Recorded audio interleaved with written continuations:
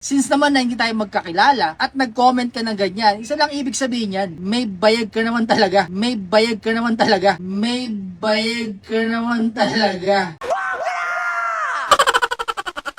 Aminado ako, isa rin talaga ako sa mga nangungupal. So sige, pag-usapan natin yan at tignan natin kung anong mangyayari dito. Pero kung na-bad trip ka sa akin, pagpasensya mo na. Pagpasensya mo na. Pagpasensya mo na. Okay mga kapenyo, nag-response na nga etong si Kabakal dito nga sa comment sa kanya ni Tomodachi kagabi lamang. At kung saan alam naman natin mga kapenyo no, na minumura nga eto ni Tomodachi etong si Kabakal at tinatanong nga kung dudulo ba talaga yang tapang mo, Kabakal. At sa pagkakataon na ito, nag-response ka agad etong si Kabakal na sinasabi nga niya na may bayag nga daw talaga etong si Tomodachi.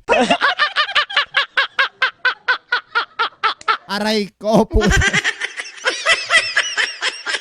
At sinasabi rin ni Kabakal dito na mahilig lang talaga siyang mangupal at sinusubukan nga lang niya etong tapang ni Tomodachi. At sa pagkakataon na ito humingi nga kaagad ng pasensya. Aminado ako, isa rin talaga ako sa mga nangungupal. So sige, pag-usapan natin yan at tignan natin kung anong mangyayari dito. Pero kung na-bad trip ka sa akin, pagpasensya mo na.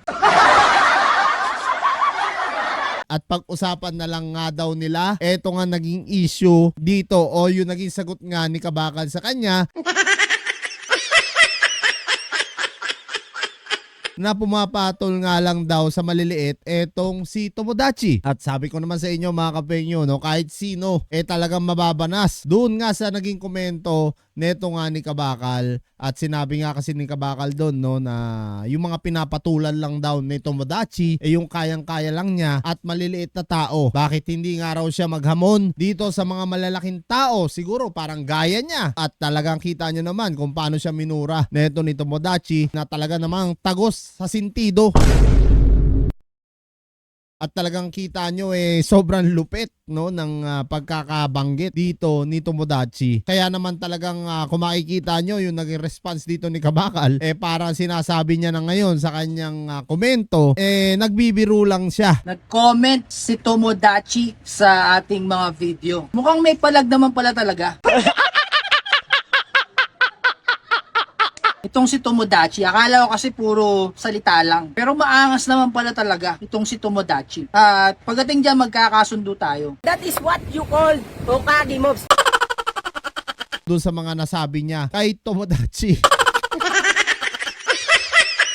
Aray ko, Kabakal. Eto si Kabakal, ulitin ko, kaibigan natin yung mga kapenyo, pero natawalan talaga ako dito nga sa naging response ni Kabakal kasi marami talaga siyang basher ngayon at sinasabi nga na natakot o nabahag ang buntot netong araw ni Kabakal. So hindi ko rin alam bakit naging ganon yung sagot nga ni Kabakal kay Tomodachi. Pero antabayanan natin mga kapenyo no, yung mainit na sagutan neto ni Tomodachi at Kabakal. At kita nyo naman mga kapenyo no, agaran humingi ng pasensya na si Kabakal. Ewan ko lang din yung magiging sagot ni Tomodachi dito. Dahil alam naman natin itong si Tomodachi talagang palaban to. Napanood ko nga rin yung kanilang hamunan Boss Dam nga no, isang amateur boxer na si Boss Dam. Kung saan hanggang sa ngayon nahamon pa rin niya itong si Tomodachi, kaso hindi na nga siya papatulan ni Tol Tomodachi dahil nga sa kanyang panlilin lang.